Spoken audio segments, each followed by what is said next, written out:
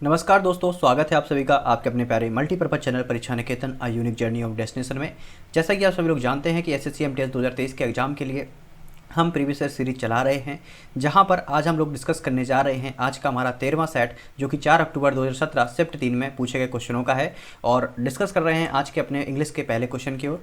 तो पहला क्वेश्चन बिल्कुल रोज के जैसा ही प्रैक्टिस है हमारा, कि आपके सामने एक सेंटेंस दिया गया है और सेंटेंस को 4 भागों में बांट दिया गया है और आपको बताना है कि सेंटेंस के किस पार्ट में एरर है। ठीक है। Dharmpal will be remain in jail, यानी धर्मपाल कहाँ है, जेल में रहेंगे, because of the other cases pending against him, क्योंकि और भी जो केसेस है वो उन पर पेंडिंग है। अगर आपको पता होगा कि एक टेंस होता है जिसका नाम होता है फ्यूचर कंटिन्यूअस टेंस। क्या होता है भैया? Future continuous tense. और फ्यूचर कंटिन्यूस टेंस की जो हेल्पिंग वर्ब होती है वो क्या होती है? विल बी, और दूसरी क्या होती है? Shall be. ठीक है। अब इसके साथ जो फ्यूचर कंटिन्यूस टेंस है तो इसके साथ जो वर्ब की फर्स्ट फॉर्म होती है उसमें आईएनजी का प्रयोग किया जाता है। किसका प्रयोग किया जाता है? आईएनजी का। अगर आप ध्यान से देखेंगे तो धर्मपाल विल बी, यानी कि ये विल बी लगा हुआ है, यानी ये टेंस कौन सा है? फ्यूचर कंटिन्यूस का टेंस है। लेकिन इसके साथ अगर आप वर्ब को देखेंगे तो वर्ब आपकी केवल रिमेन लिखी हुई है, जो कि गलत है। यहाँ पे रिमेन ना हो करके रिमेनिंग होना चाहिए था। ठीक है। तो पहले वाले पार्ट में एरर है, इसलिए यही ऑप्शन हमारा क्या हो जाएगा? सही हो जाएगा। ठीक है। बढ़ते हैं नेक्स्ट क्वेश्चन नंबर 2 पर। क्वेश्चन नंबर 2 क्या है? When he was arrested by the police, जब उसको पुलिस के द्वारा अरेस्ट किया गया, कब? इन नवंबर 2014 his followers go on the rampage for 2 weeks, मतलब उनके जो फॉलोअर्स थे, ठीक है, वो 2 सप्ताह के लिए क्या किस पे चले गए? विरोध प्रदर्शन पर चले गए। लेकिन अगर आप ध्यान से देखेंगे यहाँ पे लिखा है वाज अरेस्टेड, यानी टेंस आपका किस टाइम बन रहा है? पास्ट में बन रहा है। जब टेंस आपका पास्ट में बन रहा है तो यहाँ पे जो अगला वाला फ्रेज जुड़ा है ये भी पास्ट में जुड़ा होना चाहिए, तो गो ऑन ना होकर के यहाँ पे प्रयोग होना चाहिए वेंट ऑन, गो की सेकेंड फॉर्म। तो इसीलिए बी वाले पार्ट में एरर है, तो ऑप्शन बी सही हो जाएगा। क्वेश्चन नंबर 3 हमारा है, यहाँ पे आपको करेक्ट फिलअप करना है। क्या होगा? सी लॉस्ट होप सी हैड। अब यहाँ पे इसका अर्थ क्या निकला? उसने अपनी आशा खो दी जो उसके पास थी, मतलब जो कुछ भी उसके पास थी। तो यहाँ पे आपका आर्टिकल द प्रयोग किया जाएगा। She lost the hope, the hope का मतलब क्या था? जो उसके पास थी। ठीक है। She lost the hope she had, मतलब उसके पास जो कुछ भी थी उसने उस आशा को भी खो दिया। तो यहाँ पे किसका प्रयोग किया जाना चाहिए? The little hope, much hope, या वेरी, या फ्यू। तो बताओ जल्दी से क्या होना चाहिए, क्योंकि आप होप को काउंट तो कर नहीं सकते हैं, तो द लिटिल होप आएगा आपका। ठीक है। तो ऑप्शन 1 हमारा करेक्ट हो जाएगा। क्वेश्चन नंबर 4 इसी प्रकार से फिल करना है।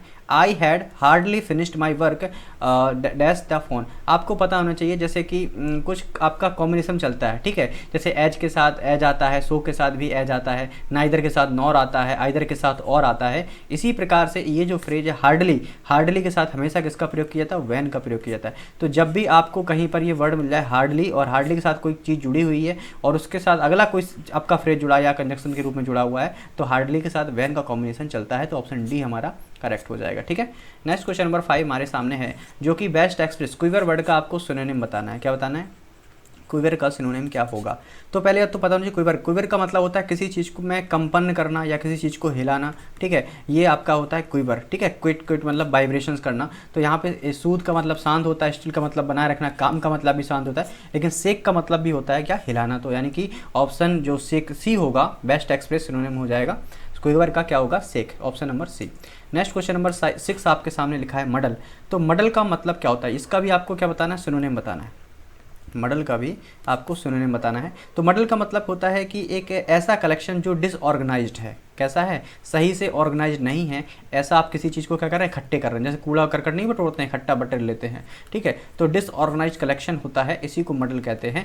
तो अब जब डिसऑर्गेनाइज्ड है तो वो आपको परेशानी देगा कि नहीं देगा? बिल्कुल देगा। तो ऑर्डरली ये तो होगा नहीं। इनलाइटमेंट का ये कोई मतलब नहीं। ऑर्गेनाइजेशन का मतलब होता है संगठन एक जैसा, ये भी कोई मतलब नहीं। डिफिकल्टी, समस्या प्रदान करेगा, क्योंकि आप डिसऑर्गेनाइज तरीके से कलेक्शन कर रहे हैं। तो मॉडल का जो सिनोनिम बन रहा है इस वाले ऑप्शंस के आधार पर वो सेकंड बन रहा है। ठीक है। डिफिकल्टी।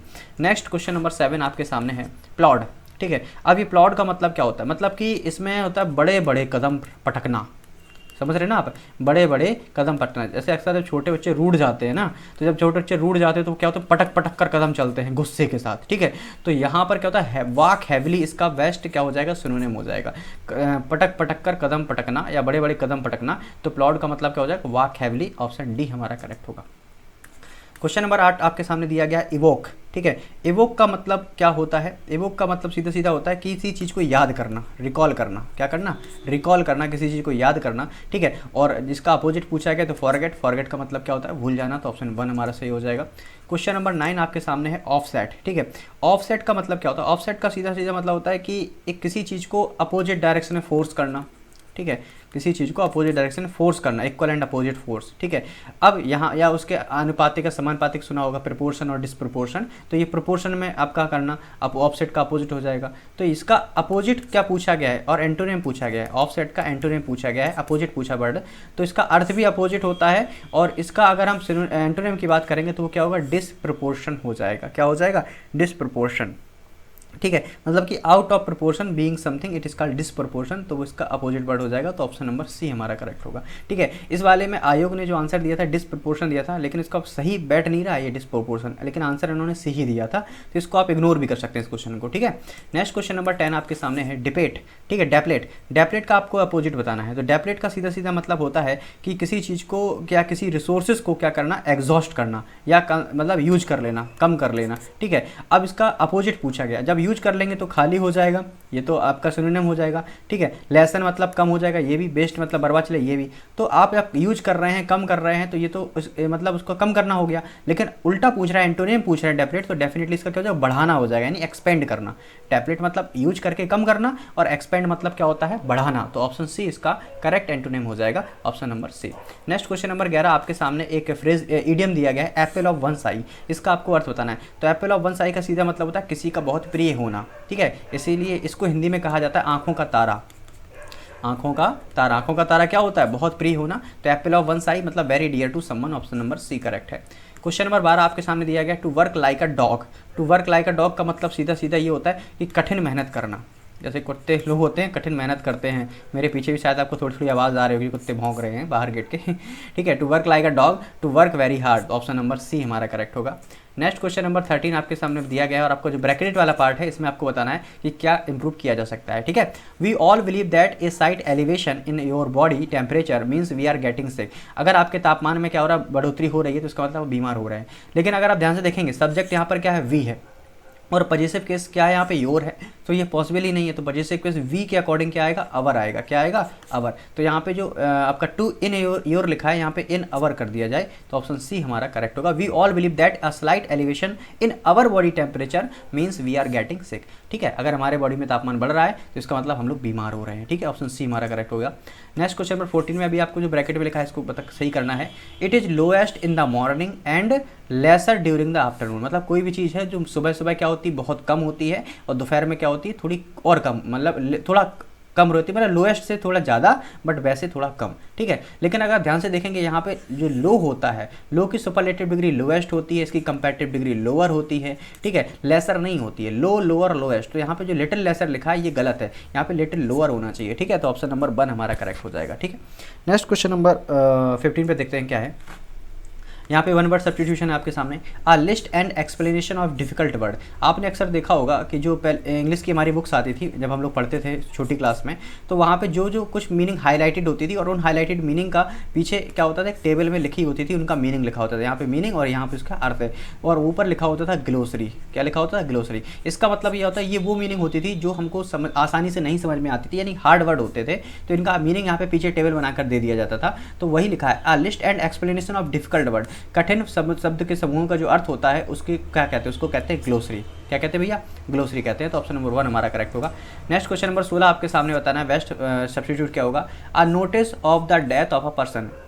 किसी व्यक्ति की जो मृत्यु हो जाती है उसके ऊपर जो मतलब नोटिस बोर्ड लगा दिया था, उसको क्या कहते हैं? उसको कहते हैं ऑबिट्यूअरी। क्या कहते हैं भैया? ऑबिट्यूअरी कहते हैं। लेकिन यहाँ पे एक वर्ड लिखा है कंट्रीब्यूटरी। कंट्रीब्यूटरी का मतलब होता है कि हिस्सेदारी करना, पार्टीशन करना। ठीक है, जैसे कोई बिजनेस वगैरह और उसमें आप कंट्रीब्यूट कर रहे हैं तो पार्टीशन हो जाएगा। ठीक है, मैंडेटरी का मतलब होता है कंपलसरी। मैंडेटरी का मतलब क्या होता है? कोई चीज़ जो आपको बिल्कुल जरूरी है, कंपलसरी है। और आर्बिट्री का मतलब होता है a notice of the death of a person. किसी व्यक्ति की जो मृत्यु हो जाती है उसका जो पत्र होता है, या क्या बोल सकते हैं, दुख पत्र, शोक पत्र बोल सकते हैं, उसको ऑबिटरी कहते हैं। और एक्सप्लेनेटरी का सीधा सीधा मतलब होता है किसी चीज़ को एक्सप्लेन करना, ठीक है, किसी चीज़ को डिटेल से बताना, इसका कोई मतलब नहीं है यहाँ पे, ठीक है। ऑप्शन नंबर सी हमारा करेक्ट होगा। Next we are moving to the next question number 17। यहाँ पे आपको बताना है कौन सा करेक्ट स्पेलिंग। तो पोटैटो, कितनी सिंपल स्पेलिंग पूछेगी पोटैटो को, तो POTATO ये होती है करेक्ट स्पेलिंग, लेकिन जब उसका प्लूरल बनाया जाता है तो उसमें ES ऐड कर दिया जाता है, तो ऑप्शन नंबर 1 हमारा सही होगा। क्वेश्चन नंबर 18 में प्रोफेसर की स्पेलिंग पूछी गई है, तो PROFESSOR, ऑप्शन नंबर सी हमारा सही होगा। क्वेश्चन नंबर 19 में आपको पैराजम्बलिंग दी गई है, करेक्ट तरीके से ऑर्डर लगाना है। तो मीथेन इज एनदर, अब मीथेन क्या है, एक प्रकार की ग्रीन हाउस गैस है कि नहीं है, बताओ है, तो यानी कि methane is another green house तो गैस, तो यानी कि इसका कॉम्बिनेशन किससे हो रहा है, इससे हो रहा है, ठीक है। तो यहाँ पे पी से स्टार्ट होगा आपका सेंटेंस। अब पी से स्टार्ट होने वाले हमारे पास कितना है, पहला वाला हो सकता है या तो तीसरा वाला हो सकता है, यानी दूसरा और चौथा तो गलत हो गया। अब आगे चेक करते हैं, methane is another green house gas release in the, जो कहाँ पे रिलीज होती है, ये एटमॉस्फेयर में रिलीज होती है, तो क्यू होगा, और लास्ट बचा कौन सा, आर, तो ऑप्शन नंबर 1 इस आधार पर हमारा सही हो जाएगा। क्वेश्चन नंबर 20 में भी इसी प्रकार से आपको करेक्ट ऑर्डर लगाना है। एजुकेशन इज एन एसेंशियल, अब जो एजुकेशन है वो एसेंशियल क्या है, एक गेट सक्सेस है, अर्न है, टूल है, डेफिनेटली एसेंशियल जरूरी एक प्रकार का टूल है। तो यानी सेंटेंस की स्टार्टिंग कहाँ से होने वाली, आर से स्टार्ट होने वाली, तो पहला पी से स्टार्ट, दूसरा क्यू से स्टार्ट, तीसरा क्यू से स्टार्ट, बचा एक आपका ऑप्शन नंबर 2 जो कि आर से स्टार्ट है, तो RPQ इसका करेक्ट ऑर्डर हो जाएगा। क्या होगा, education is an essential tool for everyone to get success in life and earn respect and recognition, ठीक है दोस्तों, ऑप्शन नंबर बी।